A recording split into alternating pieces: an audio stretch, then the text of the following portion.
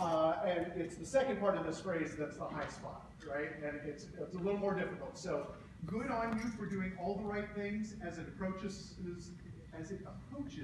the stratosphere. You're opening the vowel, almost going to ah. They're going to cover the text, right? These are familiar things.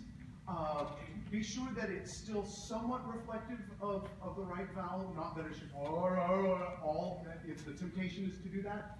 When they do that, however, help them out.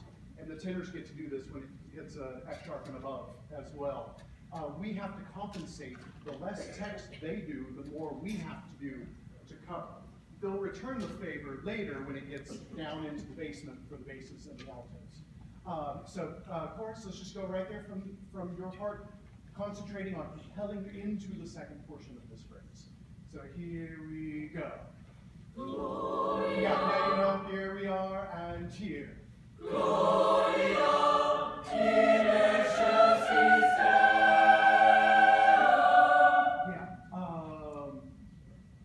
It's a similar thing, different technique, but it's a similar thing. Remember when I was telling them to come off the bow? We get to release them to the rest in a very similar way. Gloria in ex. We never just stop the phonation. It's not Gloria. Right, your chords will squirt out your ear if you try to do that. But you always want to release into the rest. Gloria in excelsis Deo, or whatever. All right, one more time, just the chorus, a little deeper.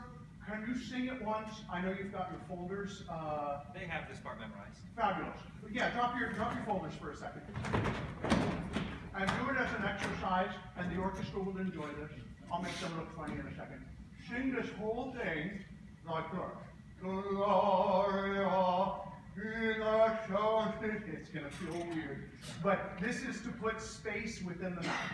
Just the chorus. Ah. Gloria in excelsis Deo. Yes. Now, as silly as that probably felt, the sonic value out here sounded like you matured 15 years in age, just because there was that roundness in space. Can you do the same thing, feel the same sensation, and it's going to feel like I'm singing like this a little bit, but do it without the hands this time. And just let the air column happen. So here we go, breathe deep. Ah. Gloria in excelsis Deo. Good. Now that's too far in that direction, but you can find a happy medium where it's going to feel natural to you, it's going to feel like your sound, but it will be a little bit more rounded. So once more, and now this is kind of the scary clown syndrome, as I call it, where you're saying something, but your face isn't agreeing with what you're saying. You just said, I am really happy and excited. Don't scare us. This is what Gloria is, right? Gloria is a happy thing. In excelsis Deo. Yeah. Feel alive. Be happy. It's okay, right? We've got like 5 more minutes. Be excited about that, right? So here we go. One more time. Split the difference of all these things. Show me in the face the exuberance. One thing that you guys can do that they can't is just with your face and thinking the emotion, you can color the sound so much. They can do that in certain ways with string, and certainly they can make the instrument sing with color. But we have the ability to make our voice instantly, just in our thought, reflect the emotion. So let this one be a joyous, jubilant, right? But with that wonderful space on the mouth as well. So here we go. Ah. Gloria in excelsis Deo. Absolutely. Let's put that together with the orchestra. Nice. And you're going to come off the string and that thing, and this is all going to be happy now. So ready, orchestra. Yeah, from the beginning, and here. Ah. So we got stuck in the scale. Can it also be your equivalent of their joyous Gloria? This is your version of saying Gloria. bum. So there's a propelling quality that sends us with energy into that scale. And that's all to set them up. If we're lugubrious and all of this stuff, it will reflect into them. That's the double-edged sword to a finely tuned chorus. They will pick up on that nuance so fast. So if you're dark and heavy, they're going to be dark and heavy no matter what is shown here. If you're light and jubilant, they will be too. So start the fire.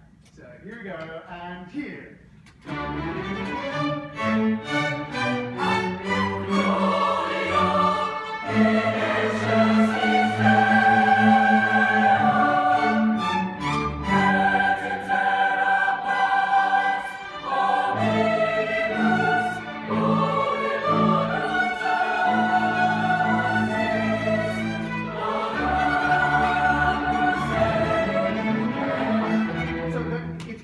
Same stuff, and I think you might need to just work through each element of these phrases. So that there's so much that's implied in the shaping and the phrasing in this. Let's continue on just a little bit. Great solo work.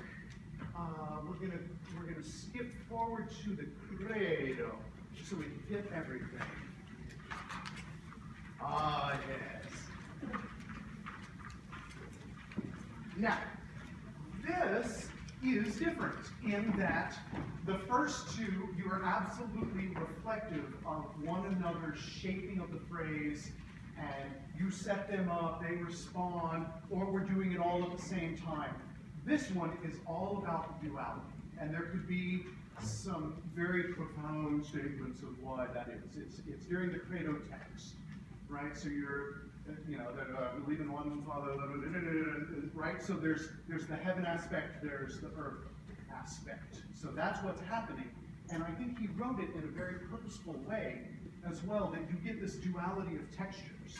You get this legato, beautiful stillness at the beginning of the chorus. And you get that juxtaposed with pizzicati in the orchestra.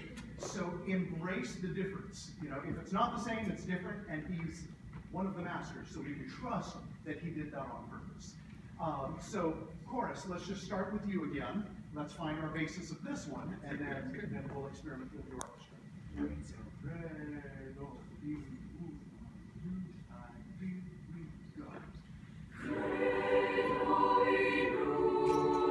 Yeah, once more, ready,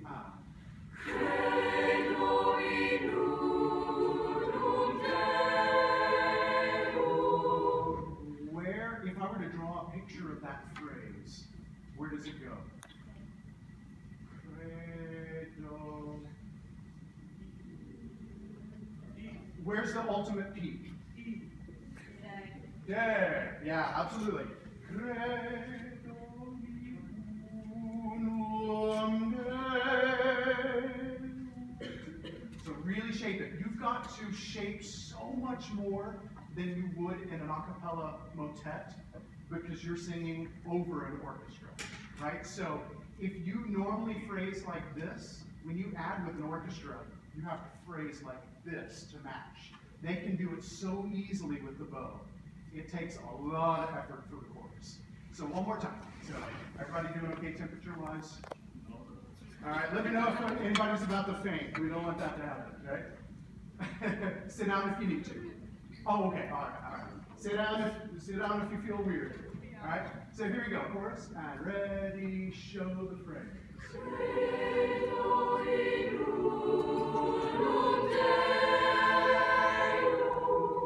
I'm convinced you can tune that better. The vowels can be more unified, and it can be a little bit tighter rhythmically as well.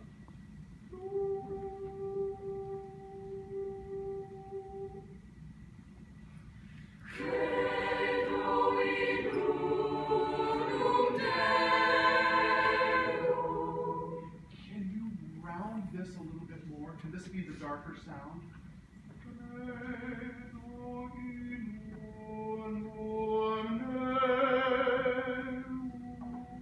It all leads here, it kind of puckers a little bit, right? So bring the lips away from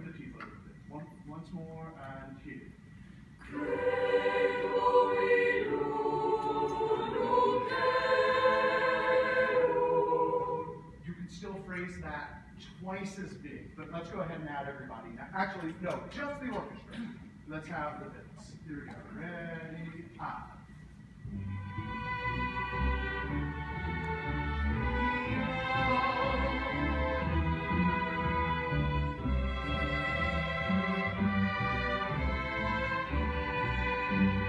Yes, and you are doing exactly what 99.9% of the orchestras do. Are you feeling that you're on the beat, ahead of the beat, or on the back side of the beat with those? It always rushes universally. Done this with pro orchestras, they do the exact same thing. You have to purposefully be on the back side of the beat. Be the last guy on your block, gal on your block to actually release that string. We're not in a rush. The universe is in no hurry, right? So why should we? We can help the chorus on that third measure, right? So here we go. Once more, just the orchestra. 3 and 4.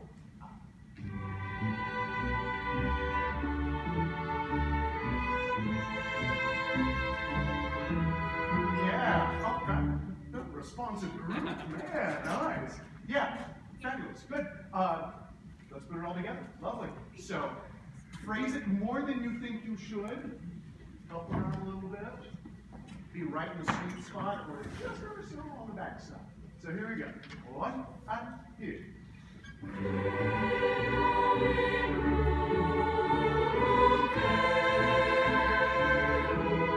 Y'all are so responsive now. Now let's split the difference.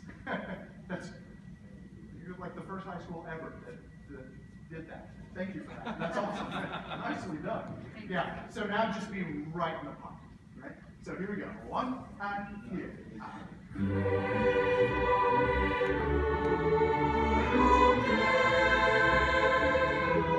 Same thing on this phrase.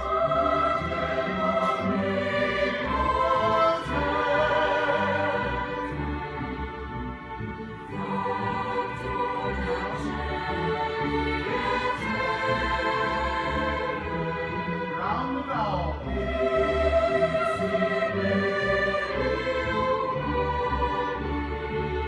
Absolutely, and that's pretty much like half of the movement. Really, this is a good band. Yeah, nice response. Yeah. Let us continue on. What's the other curveball in this movement? Actually, that kind of takes us through the whole thing, doesn't it? Yeah. Then when you finally go actually on bow, then you get to reflect that beautiful stillness and staccato.